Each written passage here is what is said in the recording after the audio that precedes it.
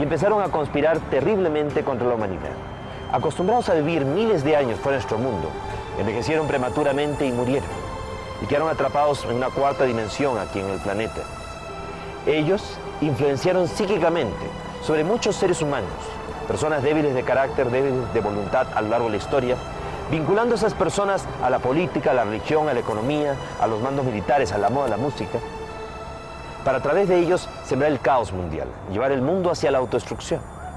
Fueron estos seres de este gobierno tenebroso, negativo, los que habrían también influenciado de alguna manera sobre los pleiadianos, como para que cometieran la grave transgresión de tener relaciones sexuales con seres humanos de la Tierra. Fue Semiasaz, el jefe de los 200 pleiadianos, que habrían tenido contacto sexual con los seres humanos de la Tierra. Es lo que se menciona en el libro del Génesis capítulo 6 cuando dice: cuando los hombres comenzaron a poblar la tierra engendraron hijas, y viendo los hijos de Dios, los ángeles del cielo, que las hijas de los hombres eran hermosas ante sus ojos, tomaron de entre ellas cuantas quisieron y procrearon de estas los antiguos héroes de antaño. Fueron así pues estos 200 extraterrestres los que habrían tenido contacto sexual y se habrían producido híbridos, mestizos, que fueron reunidos en un grupo de 10 islas, la mayor de ellas, la isla de Undal, en el Océano Atlántico.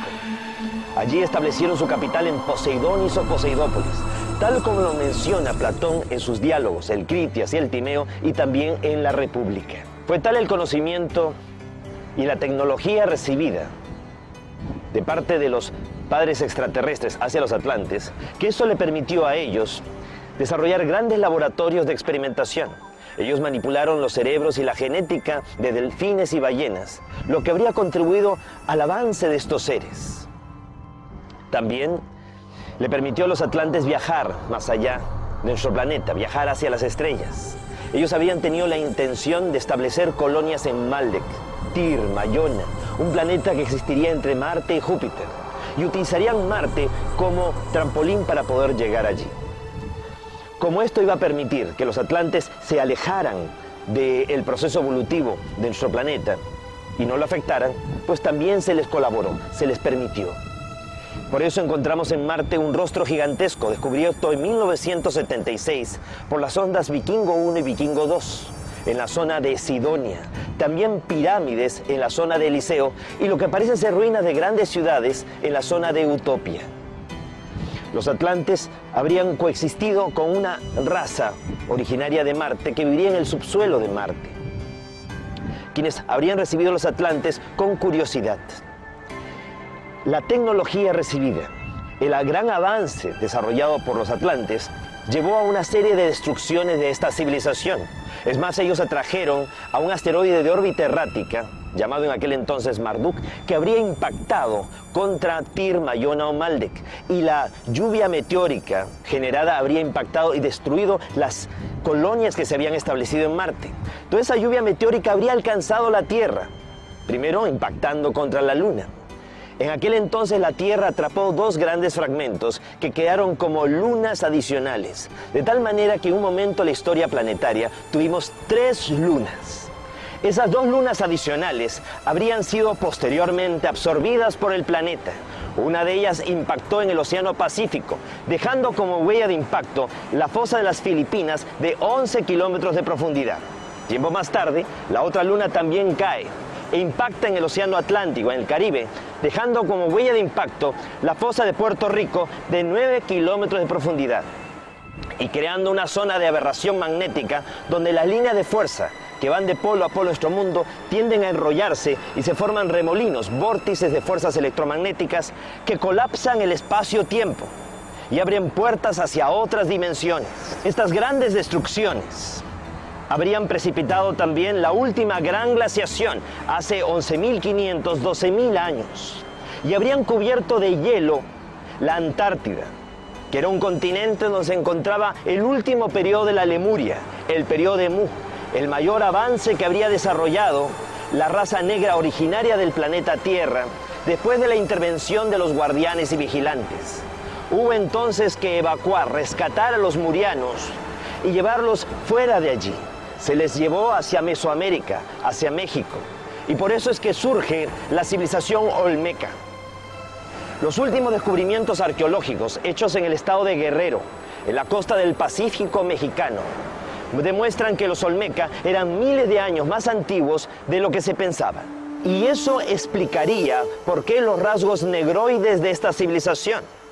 Los Olmecas se representan también en estelas, en grandes esculturas de piedra, tripulando naves espaciales, algo que después vamos a ver repetido en la propia civilización maya.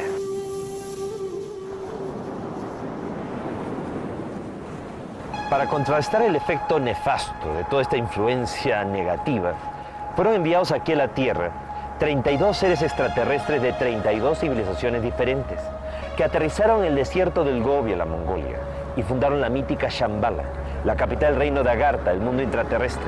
Y habrían establecido una red de túneles y galerías, grandes depósitos, archivos del conocimiento, de la historia perdida de la humanidad, con miras a que algún día los hombres de buena voluntad pudiéramos acceder a dicho conocimiento y pudiéramos despertar conciencia, recordar cuál es esa misión dentro del plan cósmico que se nos ha asignado: aprender a amar y enseñar a otros a amar, pero el amor en su exaltación suprema, en su esencia.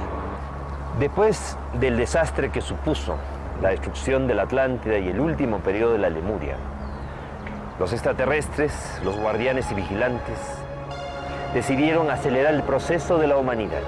Y fue así que concentraron sus esfuerzos en Mesopotamia. Surge el proyecto Sumerio. Sumer o Sumeria se traduce como el país de las naves espaciales. Y es que allí se construyen las primeras pirámides, los zigurat o sicurratu, que no eran solamente torres de observación astronómica o meros templos, eran torres de descenso y ascenso de naves espaciales, tal como hoy se puede traducir de las tablillas de arcilla en escritura ideográfica, simbólica y cuneiforme que han llegado hasta nuestros días. En la época de la Sumeria surgen pequeñas ciudades-estado en donde los extraterrestres deciden trabajar sobre colectivos amplios de personas, dándoles una instrucción y un conocimiento, pero sin alentar dependencias. La civilización sumeria va logrando un gran desarrollo y los propios sumerios eligen a los patesi o los ensi, representantes del pueblo, para que mantengan la comunicación fluida con los An, con los dioses del cielo, que no todo el tiempo estaban aquí, sino que venían de vez en cuando. Y cada vez que venían, pues había ese intercambio de información y conocimiento. Pero en aquel entonces, la cuarentena planetaria que ejercían los guardianes y vigilantes no era tan rígida, lo cual permitió que no solamente los An, los dioses con D minúscula del cielo, extraterrestres con buenas intenciones dentro del plan cósmico, vinieran aquí, sino también llegaran los Anunnaki, los hijos del príncipe, seres de aspecto también reptiloide vinculados a Satanel y a las fuerzas satánicas, y de vez en cuando actuaran en nuestro mundo de una forma como muy negativa, tratando de enfrentar a los sumerios entre sí. Se produjeron grandes guerras entre las ciudades sumerias y fueron alentando el desarrollo muy violento de otros pueblos como los acadios, quienes terminaron extinguiendo o destruyendo a los sumerios.